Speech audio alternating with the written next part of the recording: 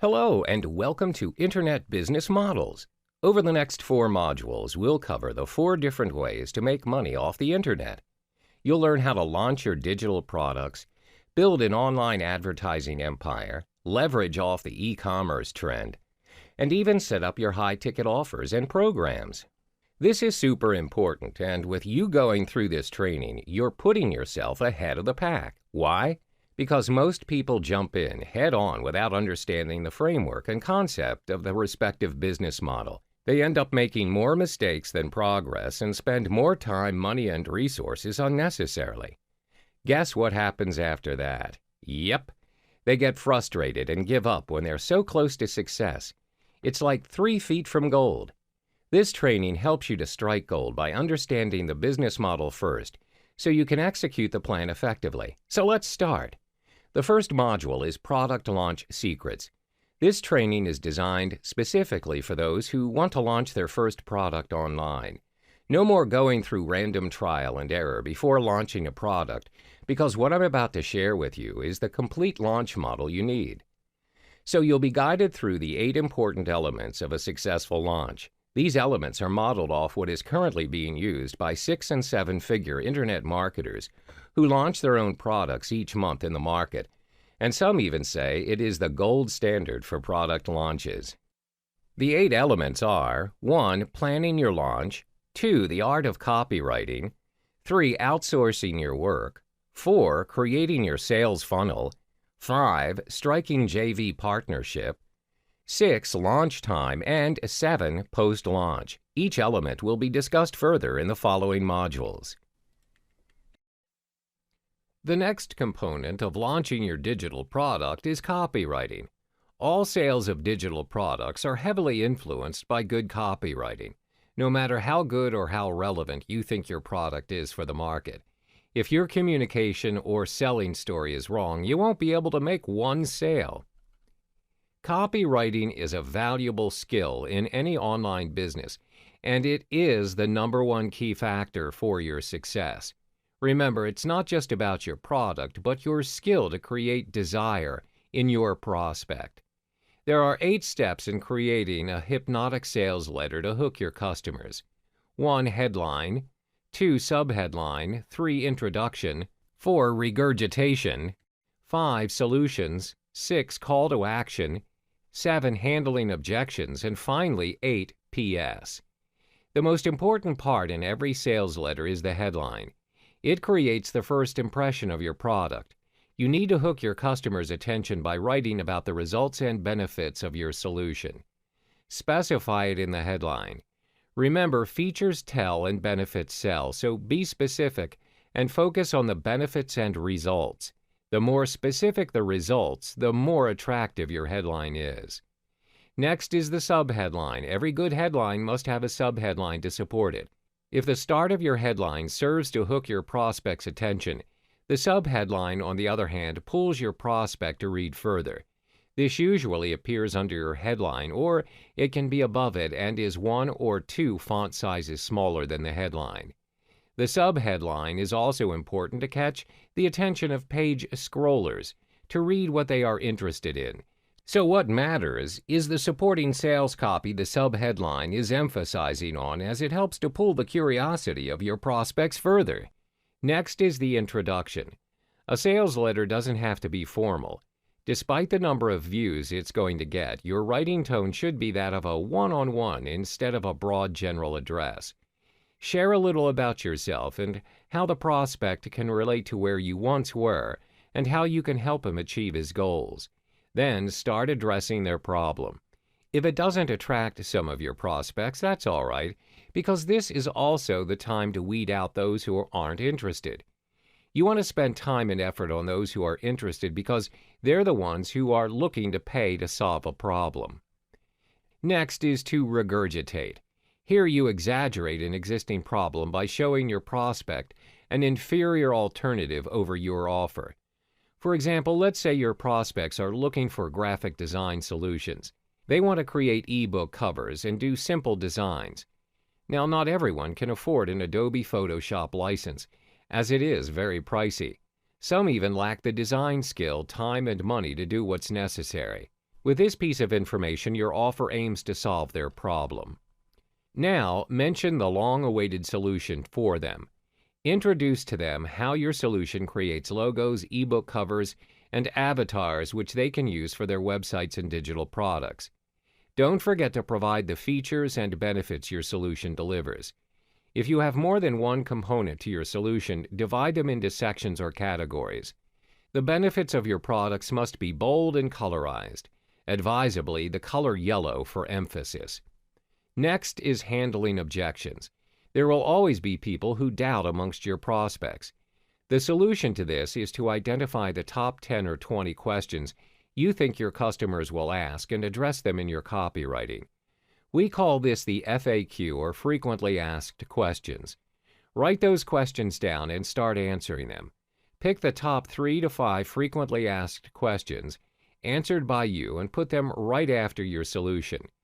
Additionally, you can add testimonials from your past and active customers. It can be in the form of a social network post or a video testimonial. There's always the money-back guarantee option. If you want to give your prospect confidence that you're not a scammer of any kind, then this option is worth considering. You could consider a 30 or 60-day money-back guarantee where your customer can request for a refund within that time period. If you clearly receive a customer who has ill intentions of purchasing and purposely asking for a refund even though the product's good, we call them serial refunders. Then no worries, just block the customer from future purchases in your system. Your money-back guarantee is how you want to convince your customers and give them confidence that you stand by your product quality. Name your price in the call to action. Notice how most sales letters reveal the price only towards the end? That's because once your prospect is exposed to the price, you need him to click on the bottom and make a decision to purchase now, not later. Waiting will lessen the opportunity to convert your prospect to a customer. Finally is your postscript, or PS. This is the second most viewed part within a sales letter because most viewers are page scrollers. Their curiosity will drive them towards the end of your sales letter, which is the PS. This is where you must make your offer impactful. Sum up your offer in 2 or 3 lines by reminding them about your money-back guarantee section and bonuses. You can even share the extended version of your testimonials here. Keep in mind, a lengthy sales letter will be deemed worthless if it doesn't make sales out of it. Tackle this problem by ensuring you send a clear and concise message in the sales letter. Rule of thumb for good copywriting is to not use 10 words to describe something which you can say with 3 words or less. If you truly need to make it longer, consider making a sales video. Chances are you won't be able to write every word you want to put in a sales letter. So make a sales video with 80% likeness of your sales letter instead. Best of luck with your copywriting. In this module, you'll learn the steps on how and why you should outsource some of your tasks. As your business grows, time is your most precious asset, and it is more valuable than the money you are making. In the product launch model, creating a product is the most time-consuming phase. To mitigate this, you can outsource the job to freelancers or buy private label rights, PLR products. So I'm going to show you some sites to outsource your work, the do's of outsourcing, and finally, purchasing an existing PLR content. Whenever you want to outsource, you need to ensure you get the best freelancers to get the job done for you. To make it easier, my top 2 website picks are Fiverr.com and Upwork.com. First off, Fiverr.com, the largest marketplace for digital services, lets you buy or sell any services starting at a flat rate of $5 per service. A service is known as a gig. Services offered are in multiples of $5, thus no negotiation of price. It can also go higher depending on the complexity and requirements of the project. It can be anything from as simple as creating a logo to voiceovers. To find out the best freelancers out there, make sure you evaluate your applicants and shortlist your best candidates. Once you've placed your order and aligned the timeline of your task, the next step is to wait for your job delivery. Once the task is completed, you can then proceed to pay the freelancer. Next is Upwork.com. You can hire freelancers on an hourly basis or one-off depending on your project requirements. Upwork is unique because of its tracking tool. This tool makes it easier for you to track the progress of your project. You can use this tool to pay your freelancer based on their completion and timing. Another interesting feature of Upwork is inviting freelancers to your job posting. I advise to filter out the good and not so good applicants by sending them a message to understand if they can do the task. If you want to get to know them better, you may proceed with a phone, chat, or video interview. But usually approving them online by evaluating their portfolio is sufficient. Next part is the do's of outsourcing. First thing you need to do is to clearly define the scope and schedule for your project. Keep in mind most successful outsourced projects derives from a clear statement of what the client wants to accomplish. Avoid generalizations at all cost. Your freelancer needs accurate information to provide you with their realistic outcome and reasonable quotation. Similar to your schedule requirements, be precise on your timing, or it will have a direct impact on the cost of the project. Next is for you to evaluate a service provider like how you would evaluate an employee. Hiring a freelancer is no different than hiring employees. When you go through their portfolio and proposals, don't hesitate to ask them questions. Check their references and ask feedback from other clients who have previously worked with them. You can always ask them questions to clarify and eliminate your doubts. Don't hire and hope for the best. Thirdly, don't choose a freelancer solely on the price. Though it may be tempting to hire a freelancer who could do the job for a cheaper price, never select a freelancer that way. Experienced buyers who have outsourced many projects have evaluated hundreds of proposals, always recommend avoiding the highest price and lowest price bid. Buyers usually report their successful projects when the freelancers offered a balance between good value and quality projects. If you're still uncertain of their capabilities, you may consider asking them to do a paid mock-up or provide you with a basic outline of the work plan. Finally, you are to pay your freelancers based on a clearly defined project milestone. Having scheduled checkpoints is an easy way to ensure you meet your deadline realistically and the final project meets quality standards. Let me give you a guideline. You pay the freelancers 50% down payment and the final 50% upon completion of the project. This is for simple, straightforward jobs that can be completed easily. Another method to simplify your product creation is by purchasing private label rights or PLR content. It's a type of product which permits buyers to rebrand the content under their own name and brand. However, the downside of PLR products is its relatively low cost with wider affordability. It means many people will most likely have the same product with the same rights as you. You need to repurpose or repackage it before reselling or making it a part of your business.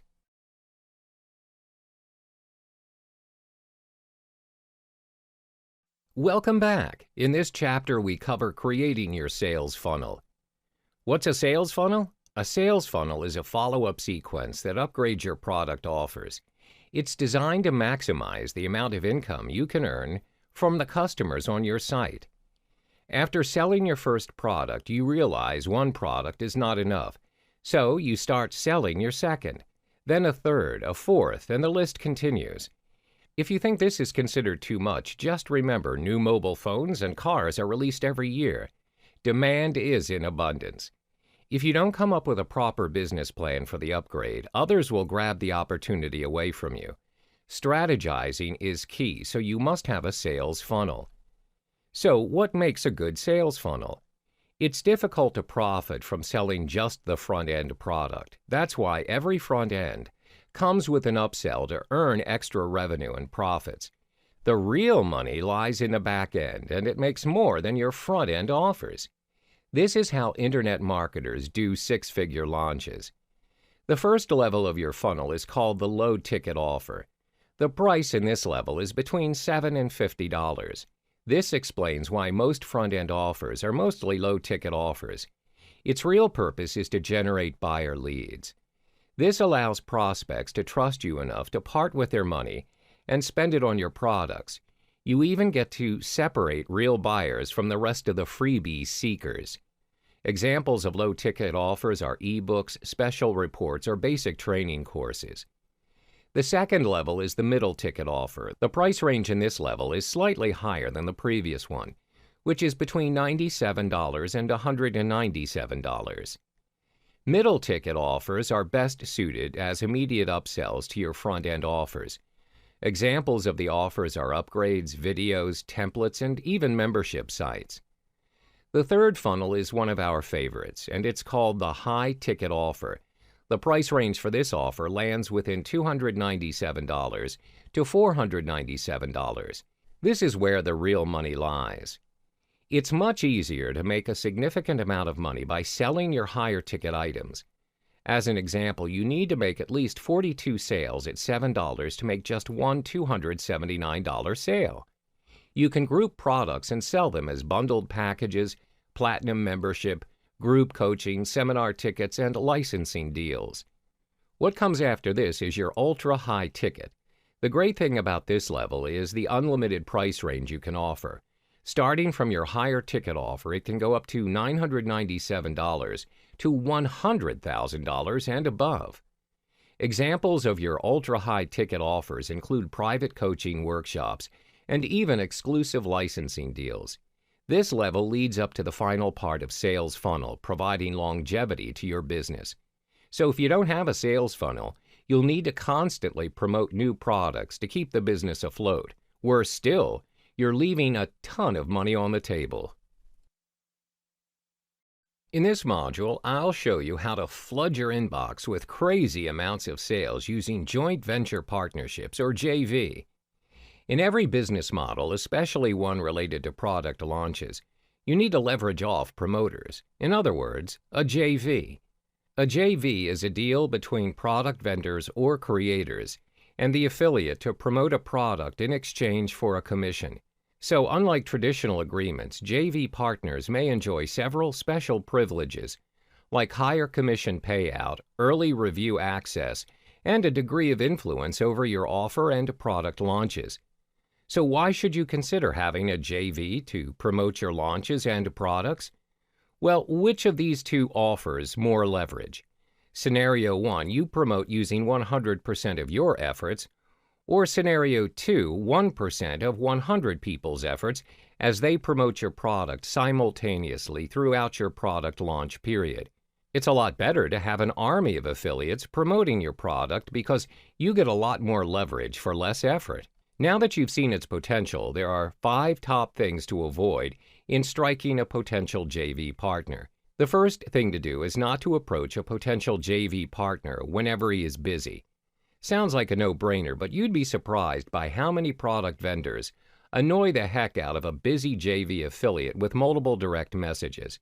Try not to disturb a potential JV who is busy prepping for his next product launch, his next vacation, or anything that needs his utmost attention. You might end up pushing him away. This is by no means your fault, so try to avoid this from happening by being more observant on the people you aspire to work with. Keep tabs on their schedule and approach them when they are the least busy. The second important don't is to not invite your JV partner on a very short notice. If you have a product launch coming up soon, never give a notice of invitation on the very last minute. It is courteous to give the potential JV partner a heads-up notice of at least 2 to 4 weeks in advance before your product launch. The next part is inviting a JV partner with nothing valuable to offer. If the potential JV sees you don't have any reciprocal value to offer or history of not reciprocating equally or better in promotions, then it'll be difficult for the JV to promote your product. Next is to avoid inviting a JV who is not in the same niche as you. Are there irrelevant products you are pushing your potential JV to promote to their subscribers? You can't expect your JV who is in the internet marketing make money online niche to push out a personal development product. The last thing to avoid is doing the me-first approach. This is one of the most ineffective approaches. The reality of inviting a JV partner is that you need the JV partner more than he needs you. What your JV wants to know is whenever he promotes your product, what's in it for him. So ensure that both of you have a promotion that requires more or less the same effort from each other to keep things in balance. These are the top 5 things to avoid when striking up potential JV partners. To make things easier for you and your JV partners, offer to do all the work so they can focus on what they do best, bringing in sales for you. In this module, I'm going to show you what you need to do during your product launch. There are 3 phases in a product launch: pre-launch, launch, and post-launch. If you do not pay extra attention on the preparation, the pre-launch phase will either make you or break you. There are 4 things to take note of during the pre-launch phase, which is 1. Checking the completion and functionality of the products. 2. Conducting split tests. 3. Site testing. And 4. JV invites. Ensure that your product is completed before the launch. Make sure that it meets all the requirements and specifications of how you want your products to be. For example, if it is software, you need to make sure that it runs smoothly and is not missing any important files. Ensure all of your download links are working. To play it safe, create mirror downloads as well. Next is conducting split tests. Split testing is when you have different versions of your sales letter, headline, copy, ad, or any marketing collaterals. The way it works is, traffic coming to your site is split evenly to the different versions of the sales letter or video.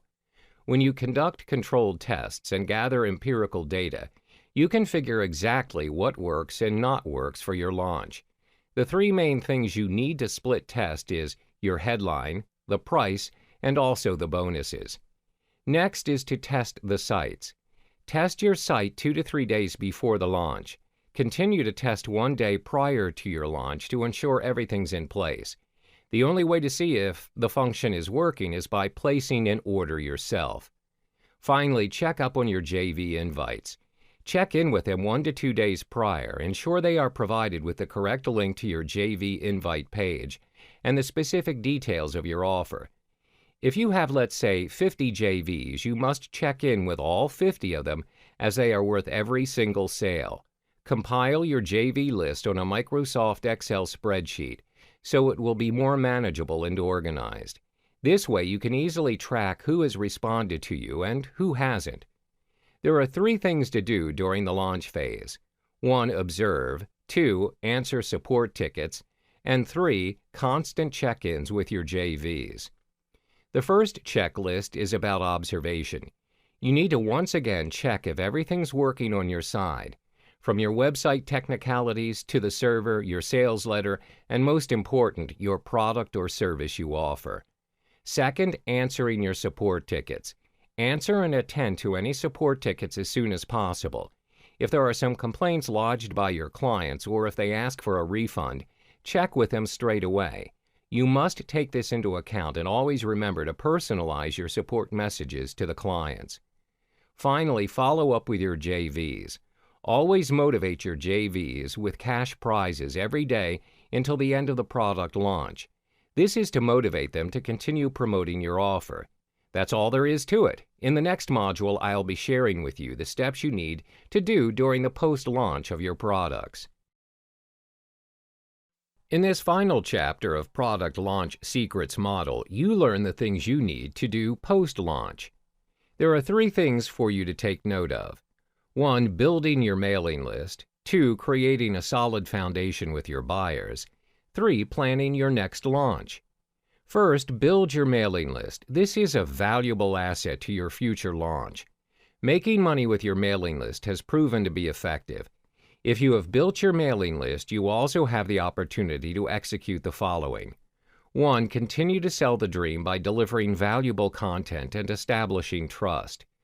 2. Promoting and generating sales. That's why you're launching products and doing business. 3. Gathering testimonials and surveys to gather feedback. Next is to build a solid foundation with your list, and most important, get them to act. This is where you can make more and scale higher each time you mail your list. There are 4 important tips in sending out emails to your list after the product launch. 1. Congratulate your mailing list for going through and purchasing the course. The first 3 to 5 email series should guide the audience to learn more about the product. 2. Don't just sell, sell and sell. Gain trust by offering value. Teach your audience something. Give them some secret tips. 3. Make them feel exclusive by being a part of your list. Always provide a call to action so they can respond. Finally, plan your next launch. This is the ultimate secret of internet marketing gurus to big paydays. When you continue launching products, it increases your presence in the market. It gives you a higher chance to become a market leader. That wraps up the business model for your product launch secrets. Good luck in your next launch. Welcome to the second internet business model, which is the advertising model. In this model, you'll learn about solo ads brokering. This model equips you with the relevant information to build your business as a solo ads broker. First, the basics. What are solo ads? To make it simple, solo ads is a form of advertisement sent out to an entire or a portion of an email subscriber list. The rule is you are purchasing your intended audience or targeted traffic in the form of a mailing list. Your main goal is to drive them to your landing page. You may also purchase solo ads to promote an affiliate link. Where do you find your targeted audience or your intended mailing list? Generally, when you have ideal audiences in mind, you have two choices. You may deal with a solo owner where they have already established their own mailing list in a specific niche. You may also contact an ads broker who acts as an agent for this business. This will be further discussed in the following modules. When you purchase a solo ad run, the emails sent to your audiences are dedicated emails. This means the emails revolve entirely around the product or service you intend to promote. The emails are focused on a particular niche, area, depending on the product or service advertised. This may range from the selling of supplements to fitness campaigns. Why solo ads? In a nutshell, solo ads work best for those intending to drive quick traffic in large numbers. This can be applied in contexts where you are about to launch a product, or if you need traffic to be sent to a web page immediately. In the next chapter, we will be talking about how solo ads work in detail, and how and where to purchase your solo ads. In this chapter, you will learn how to generate and purchase your traffic via solo ads, specifically focusing on solo owners. Mentioned in the previous module, in order to search for your intended mailing list, there are two approaches. 1, solo owners. 2, solo ads brokers. What's the difference between the two? Solo owners are individuals who own their own solo ads. They have established their own mailing lists where they will sell a solo ad to you, and is dependent on your market. Usually, solo owners will charge you by cost per click, CPC. This depends on how many customers are interested and click on your email for further information. Having said that, there are some downsides in opting to purchase your traffic from solo owners. As the name suggests, solo owners are only solo owners. Initially, most of them do have a specific mailing list for marketing and business purposes. But as their mailing list expands, many people inquire to purchase their lists where they have turned it into their main niche. Therefore, they are only interested in making money by selling you their lists. Sometimes it's possible that their mailing list does not even correspond to the advertisement that you intend to sell. This means you may be wasting resources as you're promoting your product to the wrong audience. Second, certain markets or niches have very few solo owners as the market can be relatively new or it's not been explored much by consumers. For instance, markets that cater toward very specific products for very specific audiences. Example, supplements to control the sugar level of diabetes patients. As a result, you might find some difficulties in generating or finding suitable mailing lists for your via solo owners.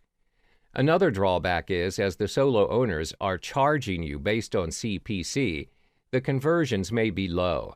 As stated earlier, some of the mailing lists would not entirely hit the bullseye for you, as the audiences are a mismatch. Now you've understood solo owners. In the next chapter, we cover another vehicle to generate your traffic, which is solo ads brokers. We explore another initiative to generate your traffic, which is based on solo ads brokers. By the end of this chapter, you will be able to weigh your choices in generating traffic. What are solo ad brokers and how do they aid in your generating traffic? Solo ads brokers are individuals who may manage 20 to 30 mailing lists assigned by their respective owners. They observe the progress of each list carefully. They are also known as the agents of solo ads, just like how real estate agents function in the property investment scene. They know which lists are active and which are not. They also have an idea of the list's interests and how many clicks are made per list. They are paid by the list owners, and they will usually charge you based on cost per thousand, CPM. Therefore, you don't have to worry about the cost, as it is highly unlikely for them to charge you unreasonably. How do we measure CPM? CPM is a jargon referring to the cost of a media vehicle reaching 1,000 audience. We will be discussing that in more detail in the following module. Usually, how solo brokers work is they advise you on the traffic you should purchase based on available lists. When you test run your solo ad and you find it is not generating the amount of traffic you want, you can always go back and discuss about the problem that you're facing to your solo brokers. They are more than willing to help and compensate for your loss by doing what they call a make good, where they try and improve the situation. They either will provide you with another mailing list or they will give you discounts in your future purchase. It is in their nature to ensure that their customers have a good experience. This is because their goal is to sell as many lists as possible to the right market, and they want their customers to come back and make another purchase with them in the future. They want to be in the business for the long haul. This kind of transaction is also made available through Facebook Solo Ads Group. It can be a public or a closed group. In a particular group, there will be solo ads brokers, vendors, as well as the buyers. The brokers advertise the lists that they sell.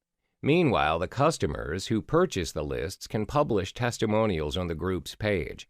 Therefore, the members of the group will get direct feedback, and this will enable them to weigh their selection of lists. Examples of solo ads Facebook groups are as follows. 1. Solo ads and funnel clicks market. 2. Solo ads, ad swaps, and email marketing. Again, one of the drawbacks is that the solo ads brokers are also dependent on the market. You need to scout around to ensure you are dealing with the right broker where they provide you with your intended audience. Different markets have different solo ads brokers. Do not waste your resources by making the wrong choice. In this chapter, we provide you the expert rules on how to kickstart your own solo ads business. There are 3 major rules to be a solo ads broker. 1. You need to build your own list. 2. Be selective in renting out your list. 3. Track the progress of the solo ads. The first expert rule is to start building your own list. This is important as you can never start your solo ads broker journey without having a list. Usually, a solo ads broker must have a large list which can sell to your clients so you can deliver the maximum amount of clicks. There are various ways to start creating your own list, but I will list down the 3 most effective methods, which are 1. Creating a call to action on your website. Your website can be your traffic generator if you know how to use it to its maximum potential. You can allow them to sign up for a newsletter on the sidebar or footer, or you can even have a pop-up when they visit the page to ask them to sign up. 2. Using social media to drive traffic.